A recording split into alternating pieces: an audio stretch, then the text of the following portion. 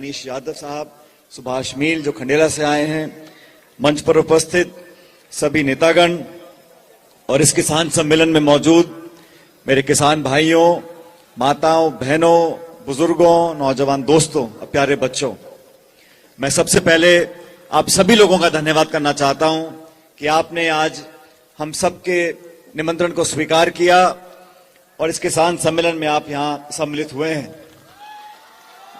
पिछले 2-3 दिनों से इसी प्रकार के किसान सम्मेलन हम लोगों ने पहले नागौर में किए और कल मैं हनुमानगढ़ जिले में था, पीलीभीत में। वहां पर भी हमने किसानों को एकत्रित, संगठित और आगे बढ़ने के रास्ते की तरफ उनसे बातें की, उनकी बात को सुना, अपनी बात को रखा। शेखावाटी की इस धरती पर वीरों की जमीन है, ऐतिहासिक की मिट्टी है और यहां पर जब जब मुझे आने का मौका मिला है, आप सबने अपार स्नेह और प्रेम दिया है। मैं आप सबका कायल रहूंगा।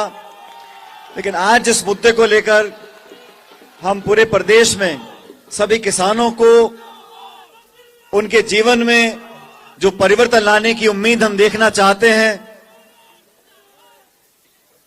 किसानों के जीवन में, किसानों के परिवार में, किसानों के भविष्य के लिए हम लोग क्या कर सकते हैं। 75 साल बाद आज भी सरकारें आई और चली गई, लेकिन इस देश में सबसे मेहनती, सबसे ईमानदार, लेकिन दुर्भाग्यवश सबसे वंचित कोई वर्ग है तो वो किसान वर्ग है।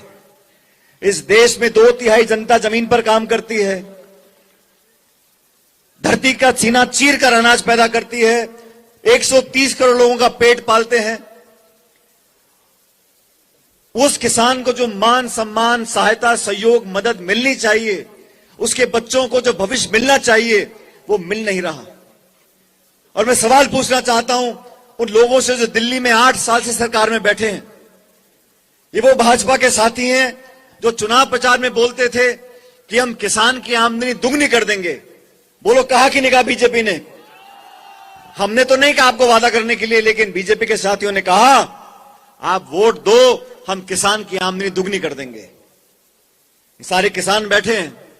मैं आपसे पूछना चाहता हूं, किसी की आमदनी दुगनी हुई किसानों की? अगर कुछ दुगनी चौगनी हो रही है तो खाद की कीमत, पेट्रोल की, डीजल की, बीज की, यूरिया की, बिजली की, ये सारी कीमतें आसमान छू रही हैं। कोई भला आदमी केंद्र की सरकार का आकर ये बोलने को तैयार नहीं है कि महंगाई कम करने की कोशिश भी करेंगे। आप उनसे पूछो गैस का सिलेंडर 1200 रुपए का क्यों बिक रहा है, तो कहते हैं हिंदुस्तान और पाकिस्तान।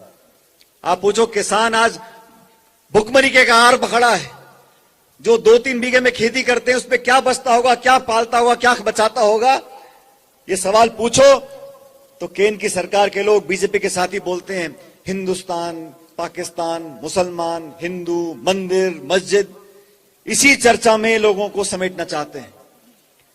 लेकिन मैं चाहता हूं, हम सब चाहते हैं, किसान को एक ऐसी रूपरेखा देनी जरूरी है। किसान को मदद अगर आप नहीं कर सकते हो तो किसान पे जो प्रहार आपने किया था, ये 3 जो काले कानून बनाए थे, अपनी जिद में बनाए थे, और 1 साल तक किसानों ने देश की राजधानी में धरने दिए, प्रदर्शन किया, चक्का जाम किया, तो 1 साल के बाद जब चुनाव आने वाले थे तो हाथ जोड़ के बोला ये तीनों कानून वापस ले रहे हैं। अब मैं से पूछना चाहता हूं कि किसके कहने पे तो आपने कानून बनाए थे और किसके कहने पे आपने वापस ले लिए? सैकड़ों किसानों की जान चली गई। इस देश में किसान को जो हक और अधिकार मिलना चाहिए, किसान के नाम पर राजनीति सब करते हैं, किसान के नारे सब देते हैं, लेकिन सही मायने में किसान, उसके परिवार को भला और भविष्य अगर बेहतर करना कोई चाहता है, उन लोगों की पहचान आपको करनी पड़ेगी। मैं किसान परिवार में पैदा हुआ और मैं इसलिए बोलता हूं कि मेरा जन्म गांव में नहीं हुआ। मेरे पिताजी एयरफोर्स में थे, तो जहां जहां एयरफोर्स का स्टेशन था वहां हमारी पोस्टिंग होती थी। लेकिन जो किसान के दर्द को नहीं समझ सकता, जो किसान की मुश्किल को नहीं समझ सकता, वो सिर्फ भाषण दे सकता है। और मैं ये बात बार बार बोलता हूं, जब तक किसानों के बच्चे, गरीब के बच्चे उन कुर्सियों पर नहीं बैठ जाएंगे जहां से इस देश की प्रदेश की नीतियां लागू होती हैं, तब तक देश का कल्याण, प्रदेश का कल्याण नहीं हो सकता। जिसको पता होगा कि मुझे बैंक से अगर 50,000 रुपए का लोन लेना है, उस किसान की चप्पल घिस जाती है, जूती घिस जाती है बैंक के चक्कर काटते काटते। 2 बार क्लर्क मिलेगा, बोलेगा अटैच करके लाओ, नोटराइज करके लाओ, ये प्रमाण पत्र दो, क्या गिरवी रखोगे, 10 चक्कर काटेगा, फिर किसी दलाल को 2-5,000 रुपए पकड़ाएगा, तब जाके उसको मिलेंगे 50,000 रुपए। ये हकीकत बनी है देश की व्यवस्था के अंदर।